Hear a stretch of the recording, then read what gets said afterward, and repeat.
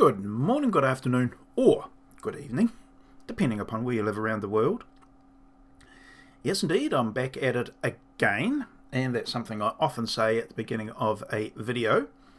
But in this case, I'm looking at the internal workings, some internal workings of a honeycomb structure for the creation of my domes that I like to consider that I'll build one day.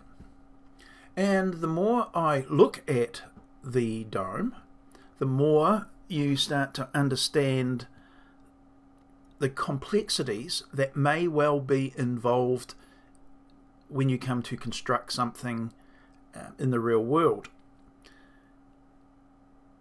I can remember making a dome many decades ago, and I nutted over man, the amount of times I looked at the geometry, and I thought, oh my god, how can anyone make sense of that? Well, I have complicated my life even further by having the SketchUp program, and I started to look into the creation of domes and the geometry that, as I said, may be involved. So how much of that information is useful and how much is erroneous? It's existent, but you've created information that is not necessary for the real world. Well, glad that I asked myself that, because I'm going to show you what I think about those internal dimensions. Not all of them, but a good number of them.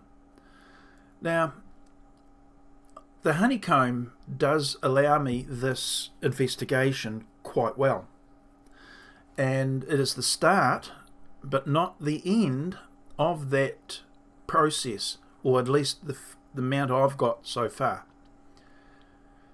I have I'll bring them up now, this information where I can determine the internal or the angles for the strut ends. Were I to have a strut, I'll just bring them in like that. If I wanted to know the end angle for a strut, I have to determine it, and I do so through the honeycomb. So get rid of that. There they are there. So I've determined the angles. These ones are seen from the outside, but I've determined the angles for the struts in this particular style of dome. Is that enough? Well, no. What about these angles? These are the angles. Now this is complicated. Well, it's not complicated, but this is one set of angles you may not use out in the workshop. Can't say that for certain, so I include them. They are the radial angles of the struts. They are not, however, the internal, the internal angles of the frames between struts. Is that correct? Don't know. Hang on, I'll just have a look for you. Yes, I found them. These ones. These are the ones that you may use in the workshop. You'd need to know the angle between two struts in plane. This is out of plane for the triangles. I'll explain as much as I can as we go through it, but you could see that if I were to make up a triangle, I'd need to know this angle, but when I'm drawing some of my projects, I need to know this angle, sort of. And then you have these angles. What the heck are they for? Well, if you wanted to have tabs you on your, say, a plate where you've got the bent ends of a plate, if you wanted to bolt them all together, you'd need to know the angle for the bend for the different tabs. So that's these angles.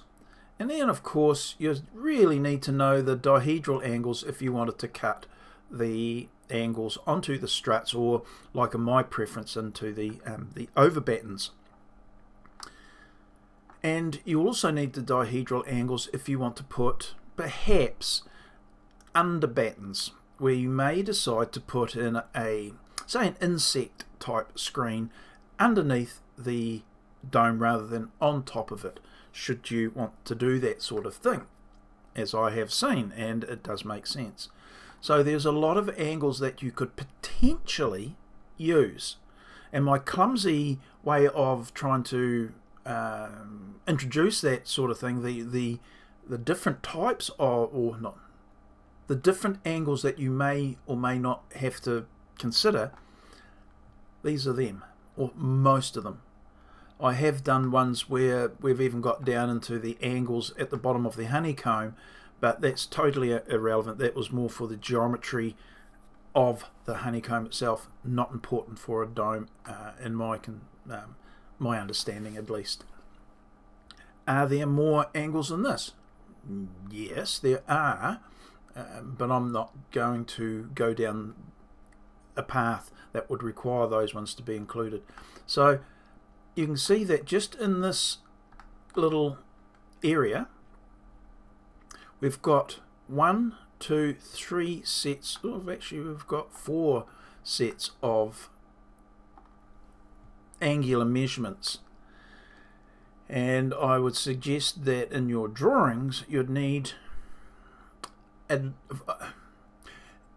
most instances you would need all of them. You could forego this one, but I suggest you include that as well. So this is the radial ones, just anyway. You get my point. There's a lot.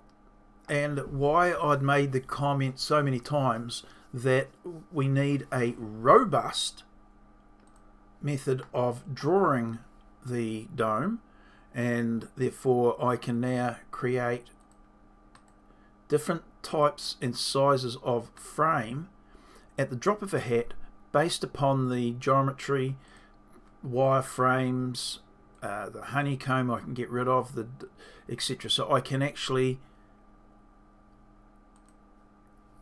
build the domes off of this. This is the most basic of the forms to build this particular style of dome. If you can do that for other style of domes, and I'm sure you can, then that's what you should consider doing. And as I mentioned in another video, store this as a archival type item. It may even be wise to highlight it and lock it. You can lock these sorts of items so that you can't go mucking it up later on. Not 100% necessary, but at least something that you can consider. Okay, so there we go. We've got a gob full of dimensions to play with, and you can. I actually had to check between another this particular file and another file for some of these dimensions, and they luckily were identical. And had they not been, it would have given me a lot of issues determining which version was correct. Hence, coming back to what I was saying before, if you've got a starting point, you can quite quickly generate this. It's a process that takes a little bit of time, but it's not complicated. It's just there's a lot of flaming numbers there, and you've got to have a process of building them. Also, if I get rid of those, this honeycomb allows me to work out how I can build some of my brackets, because sometimes you will want to have brackets in to reinforce your dome, and the surfaces like this can achieve that, or you can make it where you have got the actual framing in place. There was one exercise, I can't recall where no, I can't find it, but I'd actually created a bracket for this particular point, and as it turned out, it was actually easier to construct than I had been thinking. So I'd already tried a one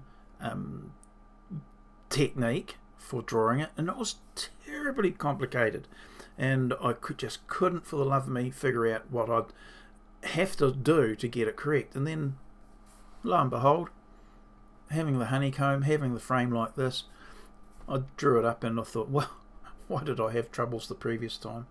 So anyway, that's it. Reasonably short video. Thought I'd include this. This sort of information, rather, you really should be able to draw yourself. I can't imagine anyone actually copying faithfully the information or the style of dome that I'm building. So you need to be able to replicate at least the process to get your own version of the dome. So if you have a slight tweak to it for a certain preference, the process is still there that you'll be able to generate this sort of information. As I said, this one here is if I had a tab and I could bend the end of it, bolt them together, or a star plate type things like Viking Dome has, and you would need to know the angle to bend the